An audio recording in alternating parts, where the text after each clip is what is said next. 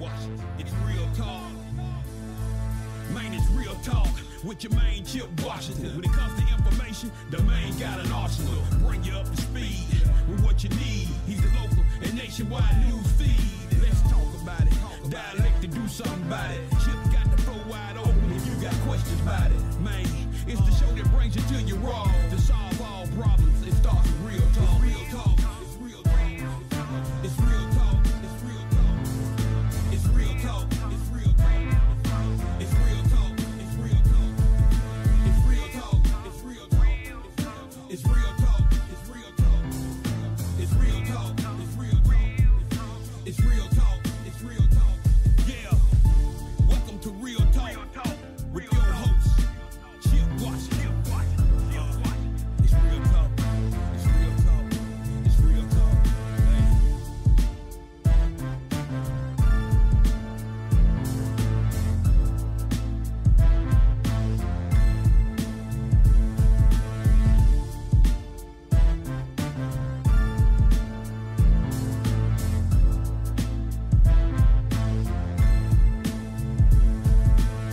And here we go. On this Monday evening, it is the 11th day of September 2023, and it is 6 o'clock straight up, which means you are in the midst of Real Talk Memphis. Very happy to have you.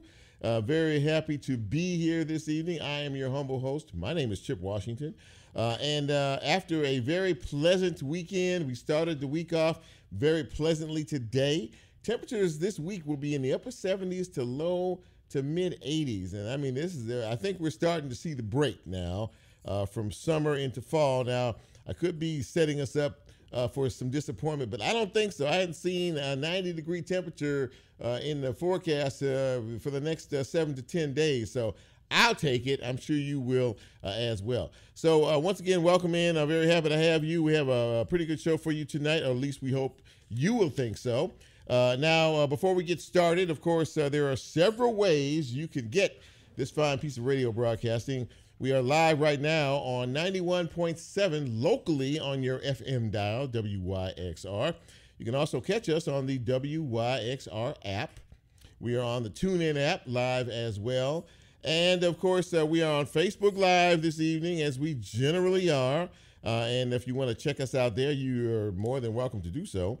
And when the show posts tomorrow, you will be able to catch us on YouTube when it posts. And as we are a podcast, you can catch us wherever it is you get your podcast. So I think we're all fired up, set and ready to go here. I'm trying to find us on Facebook Live, and I haven't been able to do that just yet. There we are. There we are.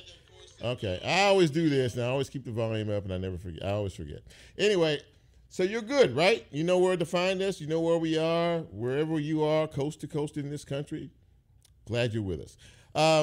We have a good show tonight. We are going to be speaking in just a few minutes to the Shelby County DA. His name is Steve Mulroy. A lot going on. They had a crime summit recently behind closed doors. He is creating some new initiatives. He just finished his first year as the Shelby County DA, so we'll get his thoughts about that and some of the other issues and items as we continue to move forward.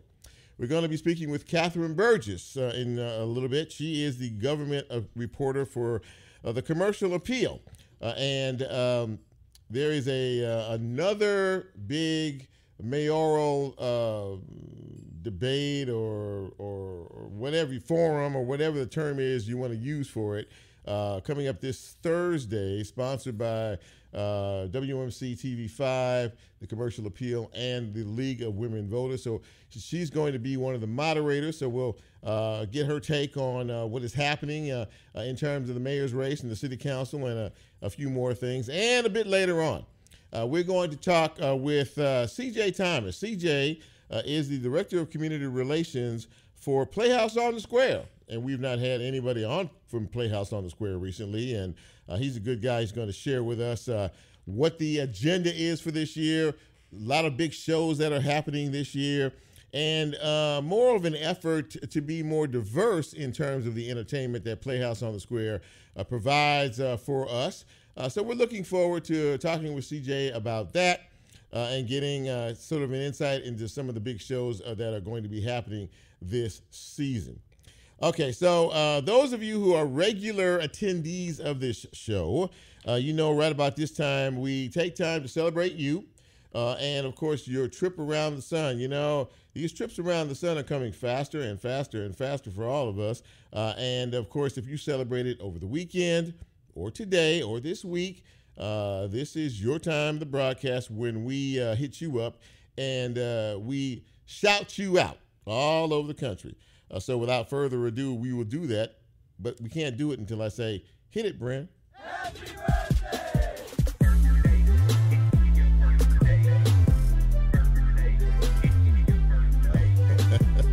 Happy birthday! Happy birthday. Lola is easing her way up to the microphone. Happy birthday going out to Jacob Ransom. Happy birthday, James Parks, celebrating today. Teresa Jordan, it's your birthday. Willie Peggis, it's your birthday today. Happy birthday. Savannah Jones celebrating on this day, as is Taronda Ellis. Kevin Williams celebrating today. And Crystal Courtney. And Lola, who you got? Happy birthday to Marcus the Granberry. And a special happy birthday to Miss Paige Cage on Friday. Happy birthday. Love you much. Well, there you go, ladies and gentlemen. You know, as always, now we're complete now. Lola has done her birthday shout-outs as well. And so from all of us here at Real Talk Memphis, we wish you a very happy birthday. And we hope that your day has been filled with love and laughter. And we're all lucky we'll be here next year to celebrate your next trip around the sun. Thank you, Bren. Now, maybe it's me or maybe you guys decided not to tune us in tonight, but I see nobody on the Facebook Live line. I hope that it is working properly because I see myself. But we'll see what happens during the show. Okay, so we get into some news and notes here. And, of course, today being September 11th, it's a very somber anniversary for us as a nation.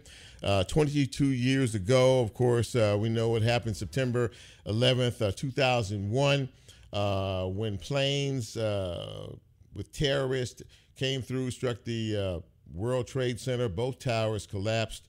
Of course, they struck the Pentagon as well, and in Shanksville, Pennsylvania. We lost over 3,000 lives during that a very terrible episode in our nation's history. And so today we mark the 22nd anniversary of 9/11. And we hope that we will never, ever, ever see anything like that as time continues to move forward. So, again, this is one of those days in history that will always go down in history for us as a nation. So, in terms of other news and notes today, let me say that the Memphis River Parks, the folks who are overseeing the Tom Lee Park, the ones who just opened last weekend, they opened Tom Lee, brand new Tom Lee Park, beautiful, the whole 9 yards. Well, they have had kind of an ongoing issue with the Memphis in May organization.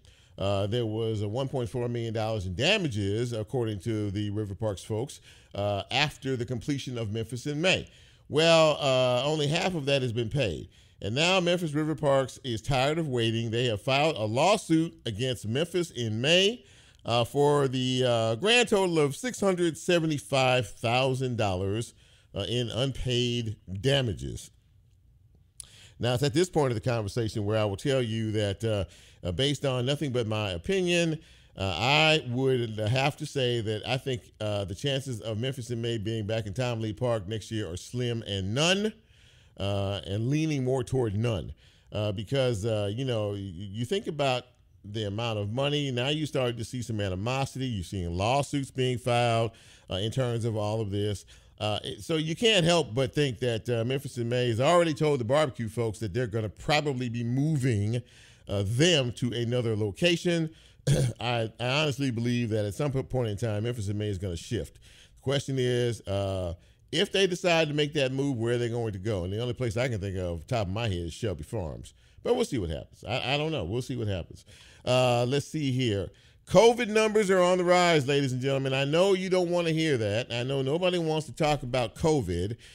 but it has never really gone away. It has just sort of kind of meandered in different variant forms, and we are starting to see numbers across the country starting to eke up a bit. Now, we're not at the stage anywhere near close to the stage where we were, but it pays for you to have the knowledge and information to know that Memphis and Shelby County are starting to see an increase in cases, and there is a new vaccine that is being created right now. It's step 1 has been approved. The CDC has approved it, and the FDA is going to approve it probably in the next couple of days or so, and it will probably be available at your pharmacist and other places, at your doctor's offices, sometime next week. So again, I know that little note about COVID goes in one ear and out the other, or maybe hits the side of your head, goes up over your head and out, because like I said, a lot of folks don't want to hear about it. But think about it. No mask in schools. Kids always getting sick. We're getting into the flu season as well in another few weeks. So all of these things combined could cause a bit of a problem. And when we start talking about school districts shutting down because children, faculty, and staff are sick, then maybe we will realize that there is an actual problem that we are dealing with out here in terms of COVID. So this weekend was Southern Heritage Classic weekend. And boy, there was a lot of stuff going on all over the city and county this weekend. And I mean, people everywhere out, beautiful weather. And this, of course, was the first Southern Heritage Classic since Jackson State University pulled out last year. And but let me just tell you something. I was out there on Saturday, and it was just like it always is, a very beautiful event. Congratulations to the University of Arkansas Pine Bluff for showing up. And they showed out. They did a wonderful job coming in. This is their first opportunity to be here. There was a lot of that black and gold all over the place.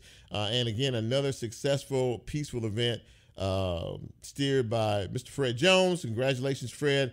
This was year number 34. And it was a pretty good football game, too. As a matter of fact, Tennessee State came out on top of that. And let's see here. What else do I have to talk a little bit about? Oh, yeah. I sort of skipped this story, but many of you heard about the concert at the FedEx Forum last week with Little Baby. Well, there apparently someone snuck a gun in to the concert inside the FedEx Forum, and an individual was shot at that concert. Of course, the concert was immediately stopped at that particular point in time. So now the question is, how did the gun get inside FedEx Forum? And we all know that if you've ever gone to an event, you know what they do. They wand you, right? You go through metal detectors, the whole 9 yards. They try to check as well as they can. So that's not it, obviously.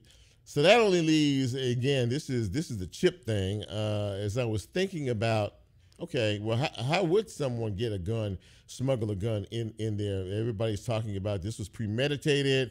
And was kind of an inside deal. So, the vendors, the folks that sell you the refreshments and the food and all of that, they come and go pretty regularly because they have to, right? They're, they're feeding folks. They need to go get supplies. They need to go replenish supplies. So maybe somebody who worked on the culinary staff, maybe somebody who worked with one of these food vendors, knew somebody who got a gun in, and the individual who was shot is in critical condition. But yes, that is a part of an ongoing and active investigation. We will keep you posted.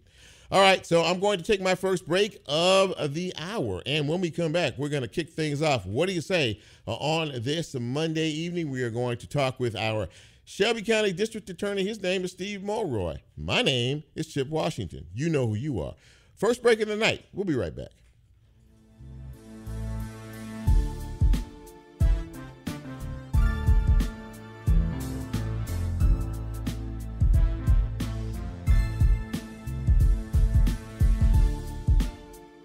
If you like Real Talk, here's a way you can get involved. Do you have a show topic idea or suggestion? Want to be considered a guest or have a guest idea? Then send Chip a message on his Real Talk show page and you can be a part of the Real Talk experience. So as he always says, go out and tell somebody. We'll be right back.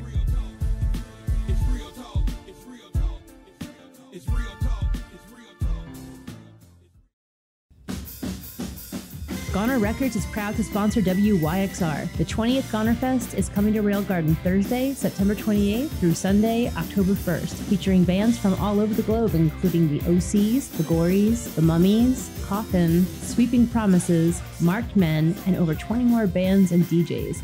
Ticket and streaming information at gonerfest.com.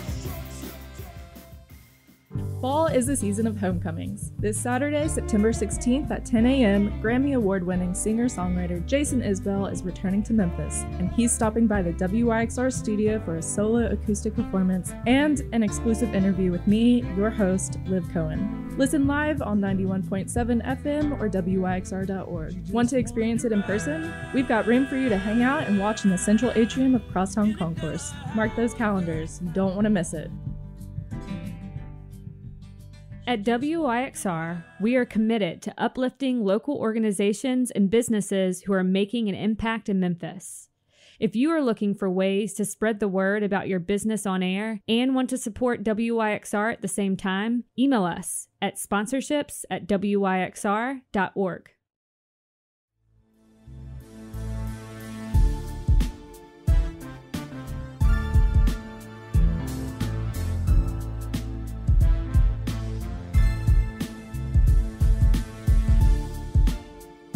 Get Real Talk on the TuneIn mobile app under WYXR, and he's now streaming live on Facebook. And you can also catch a rebroadcast on YouTube. Just put WYXR in the search box and hit subscribe.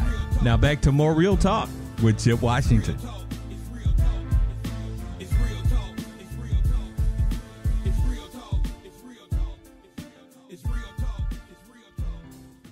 And welcome back to Real Talk Memphis on this a beautiful Monday evening in the city. Chip with you. And as I said earlier, we are very pleased to have back on the show our Shelby County District Attorney. He is Steve Mulroy.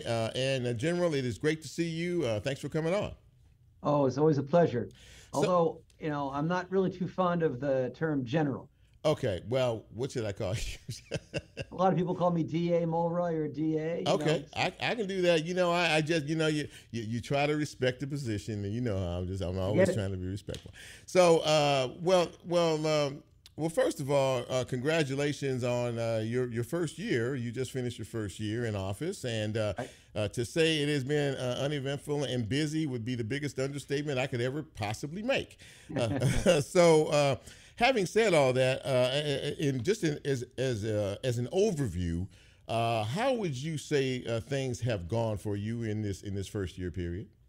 Well, I think, Chip, so far so good. I think it's been more good than bad. I mean, obviously we've had a lot of challenges. Crime had been steadily rising for the last decade, particularly violent crime, and that continued.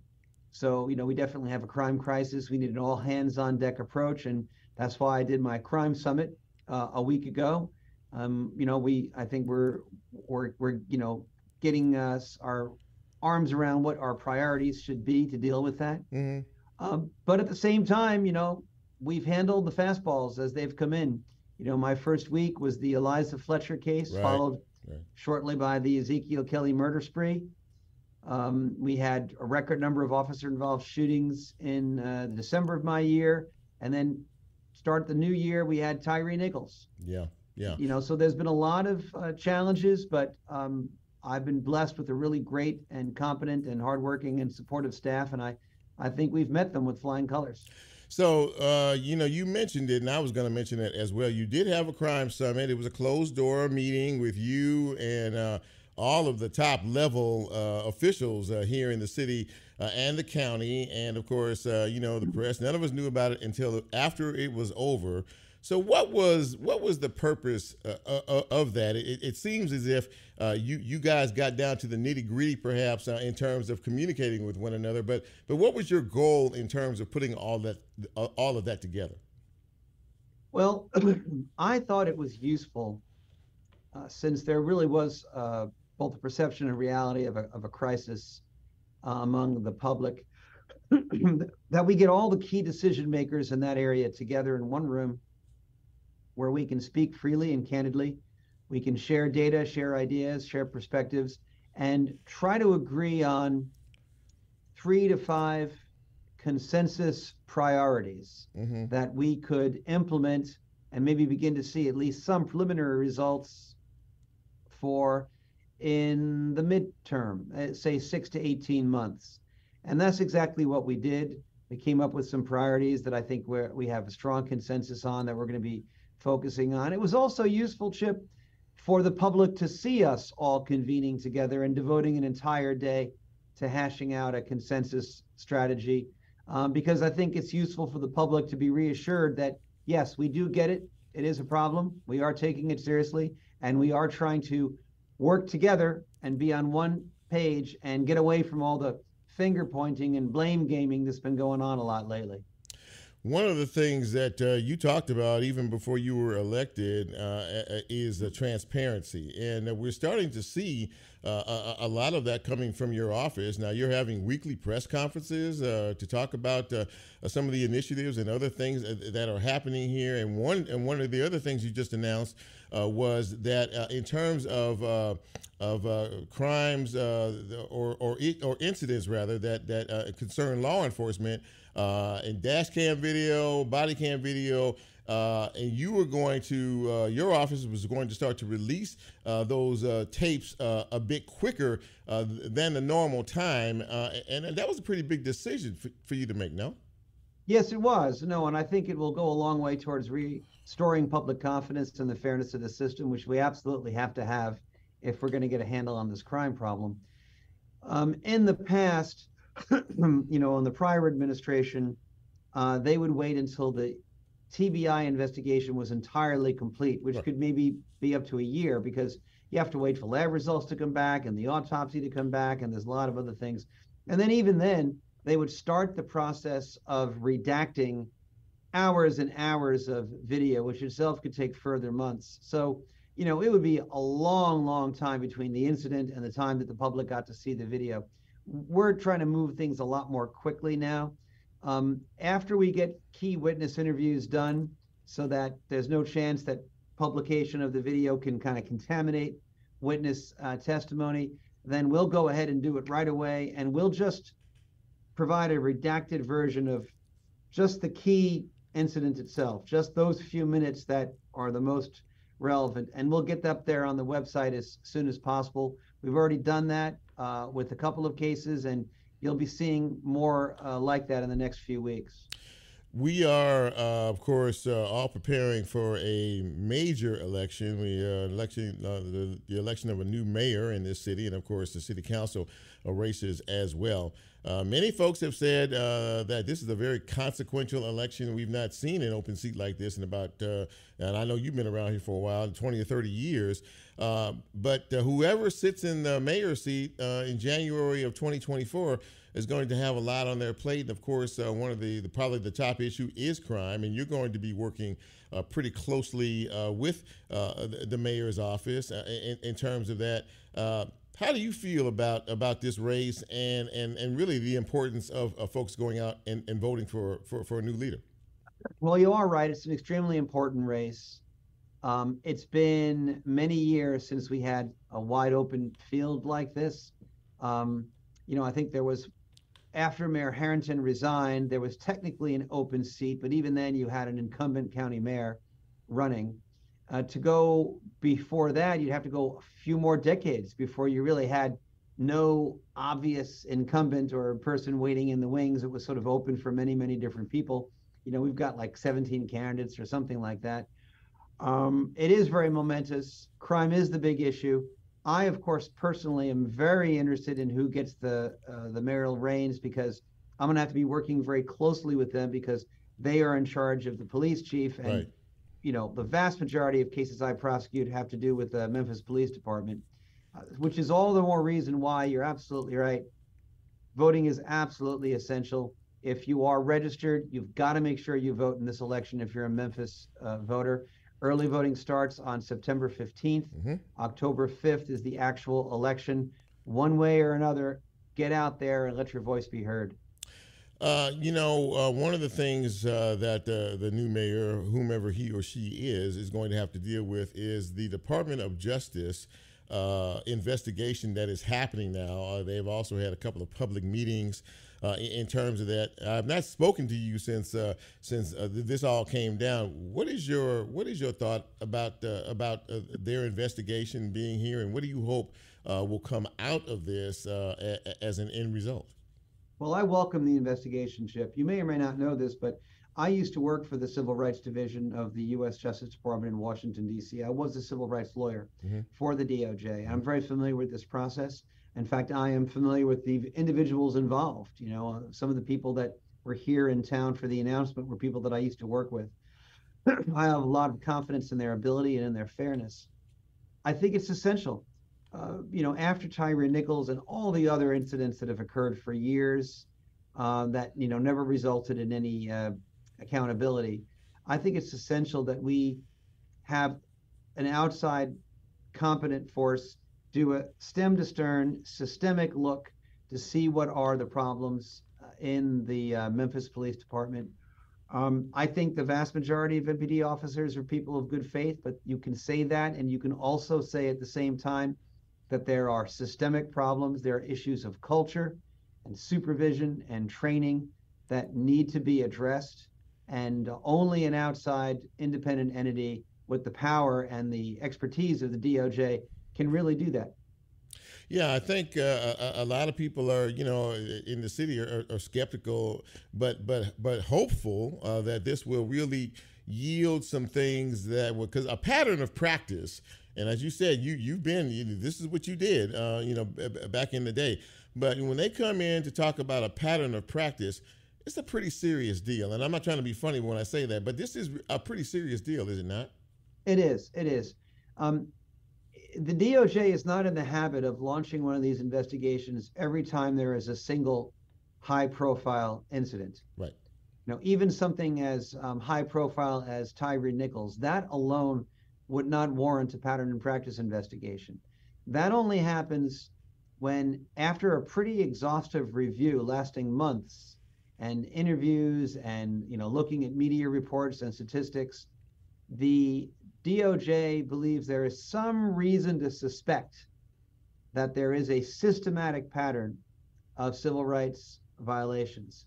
And they found that to be the case in at least 3 areas: excessive force, traffic stops, search and seizure problems, and racial profiling in general. And, you know, like I said before, I think it's healthy that they are looking into it. And, you know, these kinds of things can result in court orders and consent decrees that, you know, will really have some teeth to them. You know, one of the things that has come up here lately, of course, we know the city council created some ordinances talking about some of the issues you just mentioned, and making some changes in how MPD does what they do. Now the county commission is starting to take a closer look at the Shelby County Sheriff's Office. I wanted to get your take on that. What's your viewpoint on that? I think it's healthy. I'm glad they're doing it. You know, I don't think the issues of culture and accountability and the need for reform is limited just to the MPD. I think, you know, law enforcement throughout Shelby County probably could stand some type of reform. And I'm glad that the county commission is looking into it. I think a lot of the things that were done on the city side could also be validly and wisely done on the county side as well. District Attorney Steve Mulroy, I really enjoy having conversation with you. You're always one to give a direct and straight and honest answer, and I really appreciate that. And I thank you for taking some time out of your busy schedule to join us and our Real Talk audience tonight. And I look forward to talking to you again down the road. Great, thanks. Take care now. You too now. Take care. District Attorney Steve Mulroy, ladies and gentlemen, of Shelby County, and of course a lot of things on the plate out here, a lot of issues, and he is tackling them one issue at a time. Thank you very much for coming on the show. We're going to take a next commercial break, and when we come back, we're going to shift gears. We're going to continue talking about politics. As we said before, we have a very consequential mayor's race coming up, and we're going to talk to a reporter that's part of her beat, so to speak. This is Real Talk Memphis. I'm Chip. Quick break, right back.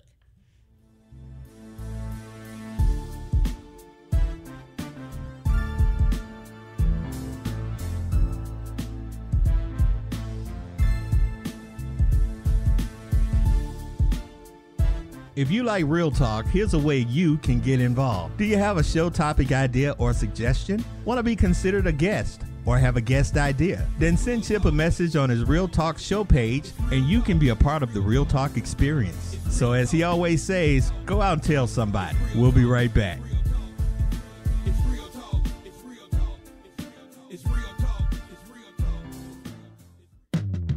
Radio is fun, but we can't give you a high five through the airwaves. That's why we're planning a party to get up close and personal with all of our favorite WYXR faithful. See us at Bar DKDC for a happy hour hangout Wednesday, September 13th at 6 p.m. DJ Rhinestone and David Swider will be your musical hosts. Proceeds from a $10 cover go to making WYXR an even greater resource for music and more in Memphis. More information at WYXR.org.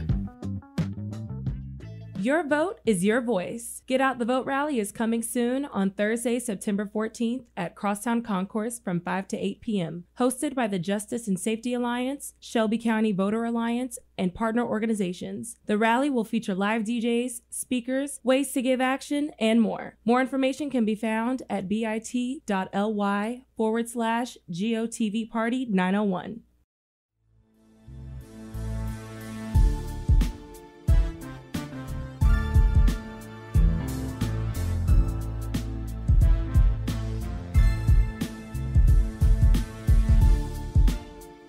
Get Real Talk on the TuneIn mobile app under WYXR, and he's now streaming live on Facebook. And you can also catch a rebroadcast on YouTube. Just put WYXR in the search box and hit subscribe. Now back to more Real Talk with Chip Washington.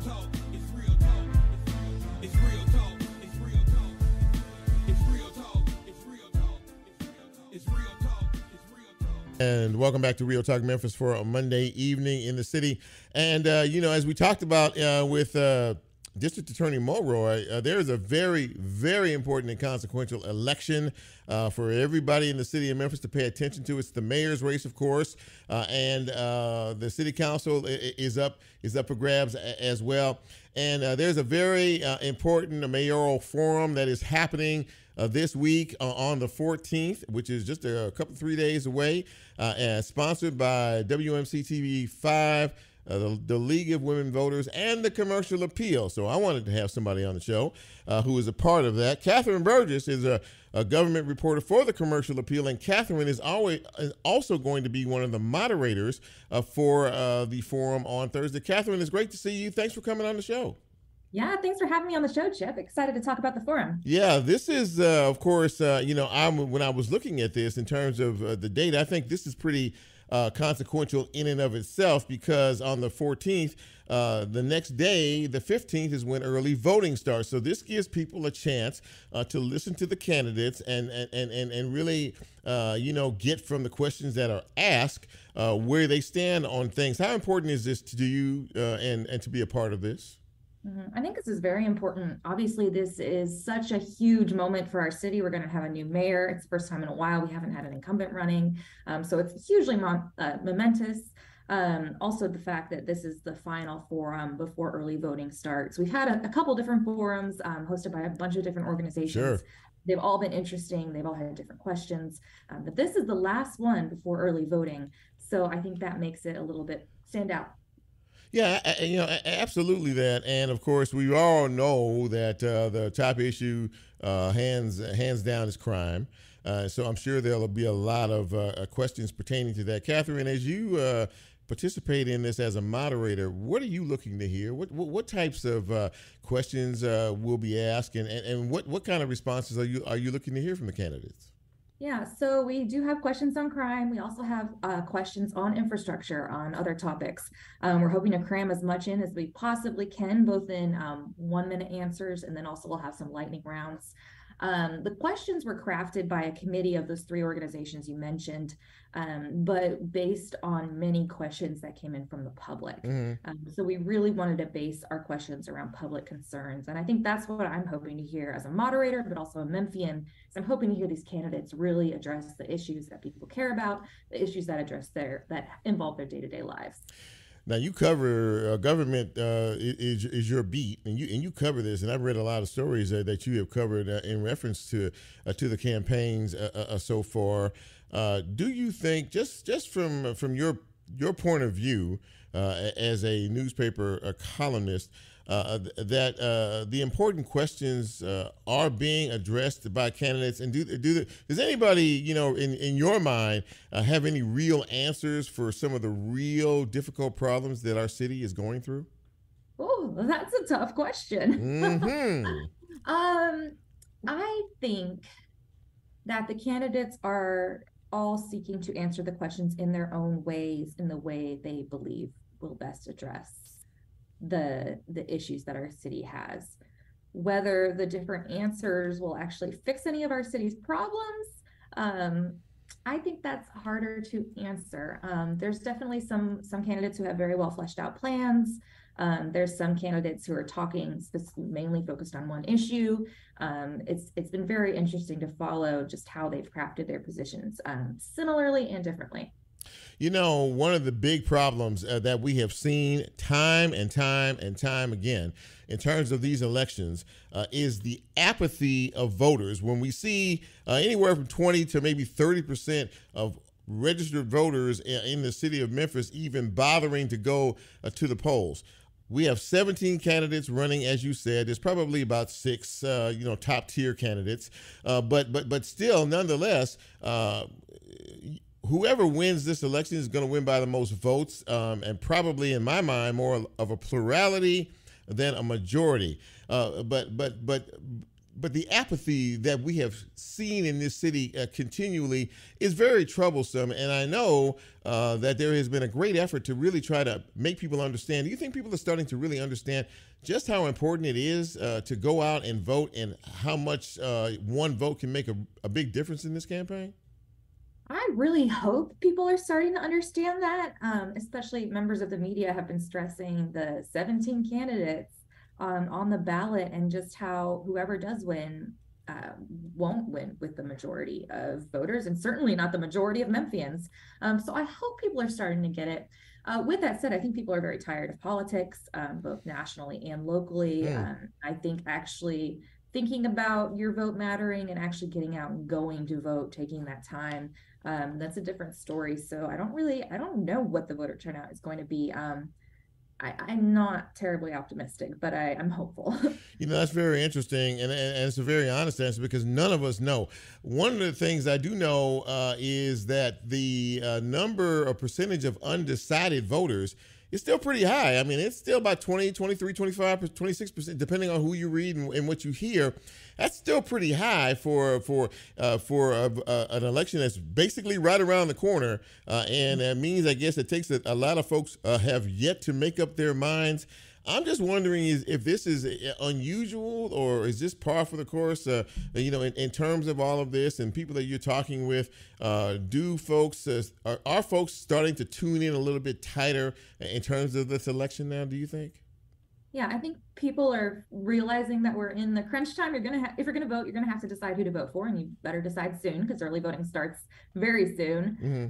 I have been a little surprised by how many people still seem undecided. Yeah. I know I've been getting texts from people saying, tell me about the candidates. I know our articles have been well read. I was at a fascinating Willie Harrington event the other week that was for undecided millennial aged voters. Yes. And I was surprised by some of the people who were there, very well informed people in this city, and they still hadn't decided who they were going to vote for.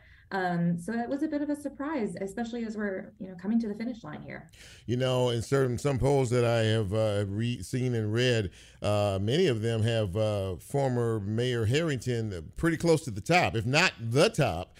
And of course, Paul Young is up there now. He's made quite the move in terms of all of this. And then you have Bonner, and you have Van Turner, and even Judge Joe Brown in that group. But back to what you were talking about, that Harrington, I read that article, and I was very intrigued by that as well. Do you sense that anyone is focused, any of the candidates, just based from the broad view, have focused much attention, if any, on the younger voters? I mean, the 18, 19, 20-year-olds who might be interested in being a part of this process? I've seen some of that from Paul Young. He is, of course, younger himself. Yes. So I have seen his campaign very much appeal to young people. He's had a lot of young people involved. I would say some of the other candidates about average. And then that Willie Harrington event was a bit of, I would think, maybe an anomaly. That was, you know, the 83-year-old candidate trying to appeal to millennials. Yeah. And that was very much pushed by Shelby County Commissioner Brittany Thornton. So it does, I think, depend a little bit on who your supporters are and if they're going to help you engage in that push to engage with younger voters. Also, younger people are not our primary voting bloc in Memphis, so right. I do think that they might not be the first group of people on a candidate's mind. Well, you know, I think, you know, anytime that there is a healthy debate, and I love reading your stuff, you get right to it, and you're pretty direct, and you ask the right questions and to get the right answers. But I think any type of event like this, like you're having in a couple of days here, is crucially important. And I have no doubt that the questions that will be asked will be direct and focused and to the point, because people need all of the information that they can gather through events like this. You know, we've had conversations through this election so far that several candidates don't show up for forums, they don't show up for debates, they don't show up for the meet and greet and things like that. And so this one here has a lot of meat to it, because again, as you say, the very next day. And last question for you, Katherine, do you think that the early voting numbers, once completed, will give us a clearer picture or a better picture as to what people are thinking in terms of the numbers and how interested folks actually are in this election?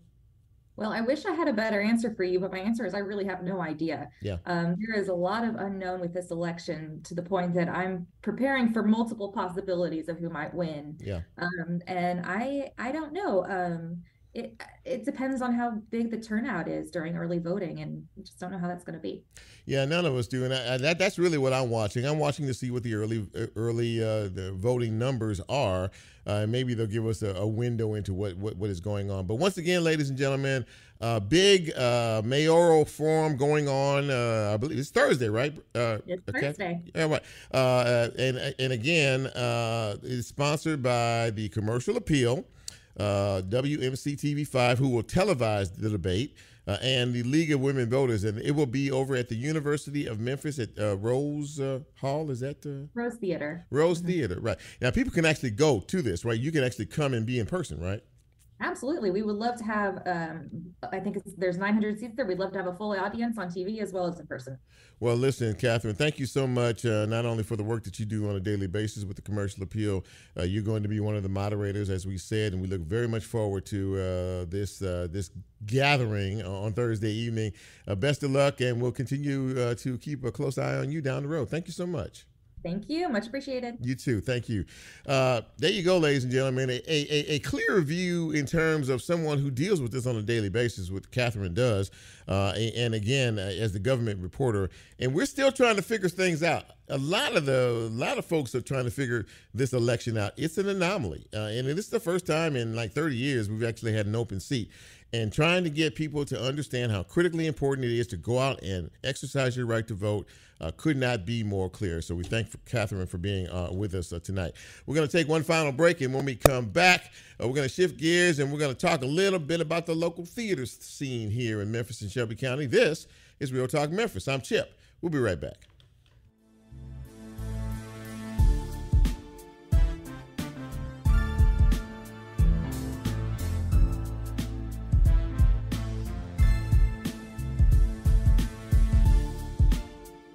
If you like Real Talk, here's a way you can get involved. Do you have a show topic idea or suggestion? Want to be considered a guest or have a guest idea? Then send Chip a message on his Real Talk show page, and you can be a part of the Real Talk experience. So as he always says, go out and tell somebody. We'll be right back.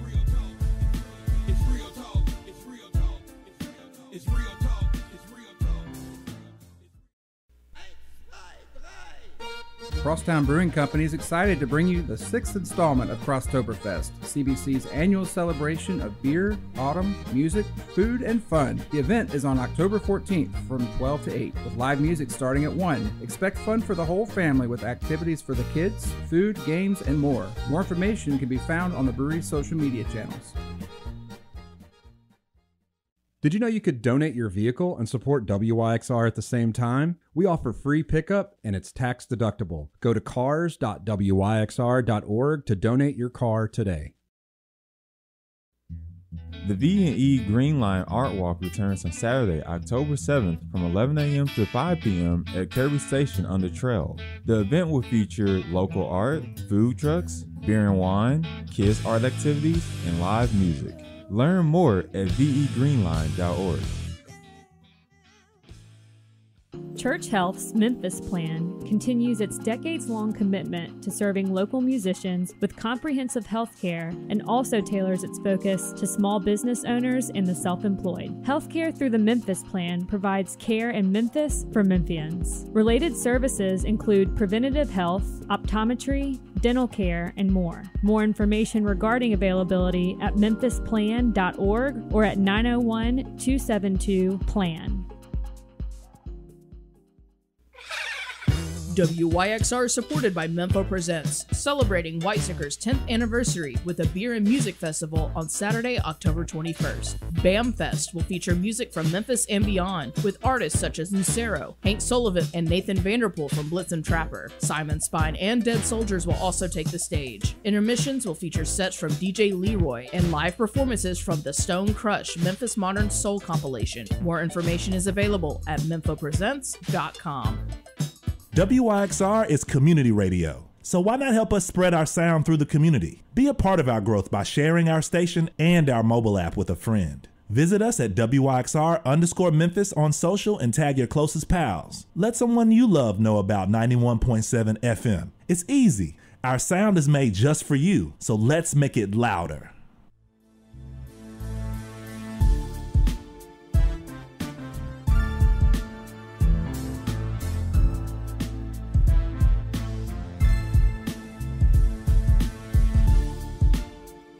Get Real Talk on the TuneIn mobile app under WYXR, and he's now streaming live on Facebook. And you can also catch a rebroadcast on YouTube. Just put WYXR in the search box and hit subscribe.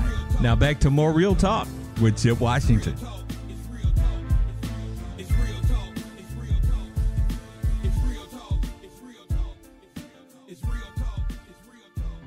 And welcome back to the show on this beautiful Monday evening. And as we alluded to earlier, live theater is something that is really a treat for many folks here in Memphis and the Mid-South. And we have many theaters that provide some top line quality entertainment. So I wanted to bring someone on the show who I've befriended a bit. He is the Director of Community Relations for Playhouse on the Square, and he also does little acting. CJ Thomas is his name, and CJ, it's great to see you, my friend. How you doing? I'm doing great. How are you, Chip? Man, we're doing okay. We're holding on, as they say. So listen, you haven't been with Playhouse on the Square long, but as your role as the Director of Community Relations, it really is to start to develop and create and form partnerships and really let folks know just how special Playhouse on the Square is. Am I right about that? Yeah, absolutely. That's what I do. I'm the person that's out in the community, talking to people, hanging out, building those partnerships and relationships, and just letting people know that Playhouse on the Square is here and we're here for you guys. So you started a new season, obviously, yeah. and I know one of the things was that was important was to try to let people know from a ticket buying perspective that you were aware of that and you were focused on that, yeah. and tell us a little bit about how you all tried to adjust that ticket prices. Oh, absolutely. So I mean, like when we coming back from the pandemic, of course, everyone was hit pretty hard. And a lot of theaters were actually raising their prices and making it a little bit more expensive in order to cover costs.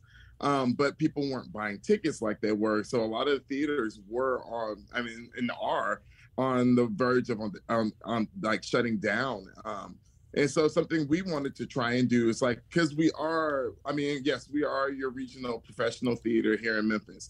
But we also we are a community theater. Like, we're all about the community. We want the community to be involved. And that's the only way theater survives is if we cater to our community. Right.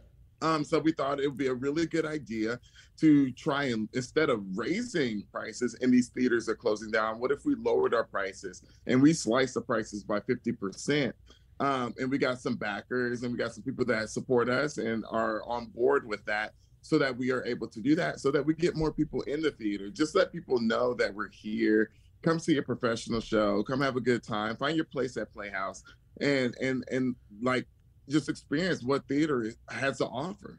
You know, you said you're a professional theater, you're regional theater, you know, here. And of course, people don't really understand the process of what it takes to try to get a particular show that has been on Broadway in New York City and, you know, here. And there's a lot that goes into all of that in particular. So I am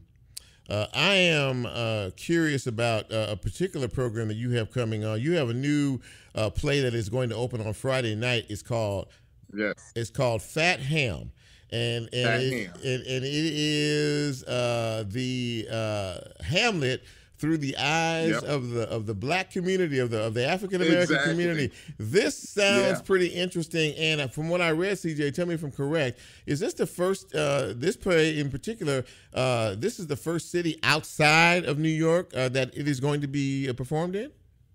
Yeah, absolutely. So it just closed down on Broadway, I want to say in August. It was this summer. It just closed down, and we already had the rights to it. Our executive producer, Mike Detroit, is fantastic. He has a lot of connections. And so we are going to be one of the first professional theaters in the nation that get to reproduce this fantastic play. How big a deal is this? I mean, in terms of the concept of it sounds interesting, you know, in and of itself. A performance of Hamlet from a very classical play, as we all know, you know, from the black perspective. How do you break that down? Well, it's really cool. So it's influenced by Hamlet. So it's not the thieves and the thous or anything like that. Right. But it was like it is an interpretation of the Hamlet story. So everything that Hamlet went through, our character is named Juicy. He goes through, and it's all about finding identity within the family. It takes place at a cookout. And just like Hamlet's father dies and his mother marries his uncle, it's the same kind of deal. Mm-hmm. And then putting it more in our language and making our cultural more aware. Yeah, and it's really funny how they interpret it. You're gonna laugh, you're gonna cry. Our goal is to really engage our audience, and I want you to walk out of there feeling like, like, for me as a Black man, I want to be empowered, you know, and this show empowers us. It gives us power. And it says, like, I mean, we may not be able to see our through story or through all these different, you know, classic literature and things, but being able to find who we are in that stuff is really, really important. So it's a really, really big deal. We're really excited about it. And I can't wait for everybody to come see it. I think I'm gonna have to come see that myself just to lay witness to all of this. Some of the stage plays that you have this season. Kind of run down a few of them for what audiences can expect. Yeah, we just started our season 55. We're only 2 shows in, so we have 14 productions. On 3 stages and then 1 touring production. So 15 total. We have a touring production that will go to different various schools and we'll send out up to a 250-mile radius. Wow. But yeah, which is really, really cool. So our next big one is our holiday show. It's The Wizard of Oz. Everyone's super excited about that. That's a biggie. They start rehearsals here within a couple of weeks. Yeah, that's a biggie, isn't it? That's a biggie. Yeah, it's a big one. A big one. And then we also have Charlie and the Chocolate Factory, which I am super excited about because we're doing it. We're not going to cast it as traditionally it's cast. So, like, we're open to gender. We're open to race. I mean, Charlie could be a girl, you know, for all we care. We're going to tell this story in a beautiful way where people can relate to it. And I'm really, really stoked about that. We have Arms Too Short to Box with God for all of our churchgoers. Yes, that's a big one. Yes, that is.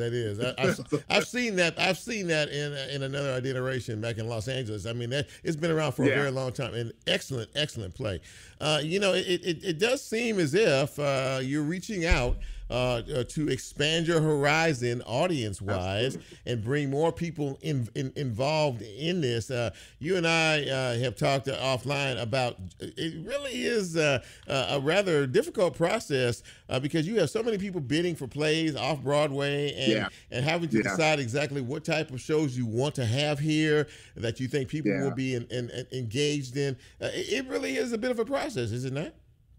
It's definitely a bit of a process. It's something that theater should really think about. It's not about just getting the big names out there, the Wickeds out there, or the Frozen, the musical, which is doing fantastic right now. Yeah. It's not about that. It's like knowing your community and knowing who you are. And when we're in a city where it's mostly African American, why aren't we choosing those big names and those plays that are winning these Tonys and Pulitzer Prizes in order to engage our audience here in Memphis? So yeah, it's something we are taking very seriously, and definitely with season 55. Before I even got here, season 55 was planned out, and you already know season 56 is going to be off the hook because we are really diving in and sinking our teeth in to this idea of how to engage our community and what are some things that our community wants to see versus, just dishing out big names. Yeah, absolutely that. Well, CJ Thomas, Director of Community Relations for Playhouse on the Square. He's also an actor. CJ, thanks for taking the time to come on the show. It sounds like you're going to have some really good stuff, and I'm sure I'll be in attendance for more than one of them this season. Yes, you better. You better. CJ, thank you so much, man. Best of luck as you move down the road into season 55, and we look forward to bringing you back down the road, okay? That sounds great, Chip. Thank you so much. You too, man. Thank you. Have a great night. All right. You too. Bye-bye. Yes, sir. Well, ladies and gentlemen, that puts a wrap on this edition of Real Talk Memphis as Brent plays us out. Listen, it's been another good show. And I thank all my guests for coming on tonight and chatting with us and giving us some good information, of course. I want to also thank you, the listening audience out there. If you like what you see, if you like what you hear, if you have any thoughts or suggestions about how we can do things better, I'm always open to that as well. Really appreciate you. Look, we have to continue to keep doing what we're doing. If we don't continue to do what we do, we will never grow. And we want to grow, and we want to be impactful, and we want to make a difference in this community. Thank the folks on Facebook. I think there might have been an issue with the technical aspect of things tonight on Facebook. But nonetheless, you can always check out the repeat, like many of you do, as soon as they post the show right after the show is over. So go on my page and check it out as well. We really appreciate you. So for Bryn, Nicole, and Lola, I'm Chip. You have a great week. You be safe. And we are out.